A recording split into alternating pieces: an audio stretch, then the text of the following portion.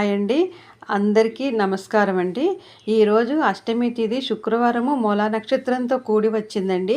మూలా నక్షత్రము సరస్వతి దేవి జన్మించిన నక్షత్రం అండి. అష్టమి తిథి రోజున దుర్గామాత ఆవిర్భవించారండి. లక్ష్మీదేవికి ప్రీతికరమైన రోజు శుక్రవారము. అందుచేత ఈ రోజున 10:30 నుంచి 12 గంటల లోపల శుక్రవారము, పైగా అష్టమి తిథి కాబట్టి నిమ్మడొప్పల్లో వేప నూనె వేసి దీపారాధన వెలిగించండి.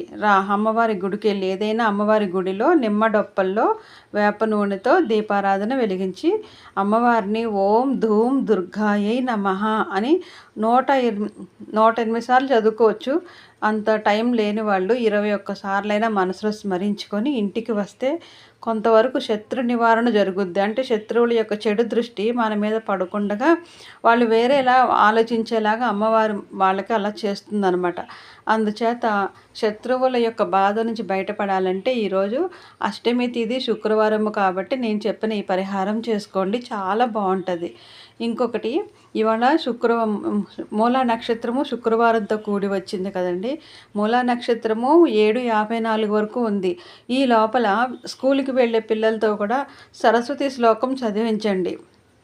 సరస్వతి శరదిందు సమాకారి పరబ్రహ్మ స్వరూపిణి అని మంత్రం ఉందండి, ఒక శ్లోకం ఉందండి. ఆ శ్లోకాన్ని ఖచ్చితంగా పిల్లలతో చదివించండి, చాలా మంచిది. ఇంకొకటి, ఇవాళ శుక్రవారం కాబట్టి ఏదైనా తీపి పదార్థాన్ని తయారు చేసి ఏదైనా పరవన్నం కానీ, లేదా ఇప్పుడు వేసవకాలం కదండి, సగ్గుబియ్యము జావ కాసి బెల్లము మిరియాలు వేసి సగ్గుబియ్యం జావ కాసి అమ్మవారికి నివేదన చేసి అది దేవుడికి సమర్పించిన తర్వాత మనం కూడా తినచ్చండి. అలా అయినా ట్రై చేయండి. ఏదైనా తీపి పదార్థాన్ని ఇవాళ శుక్రవారం కాబట్టి అమ్మవారికి నివేదన చేయండి.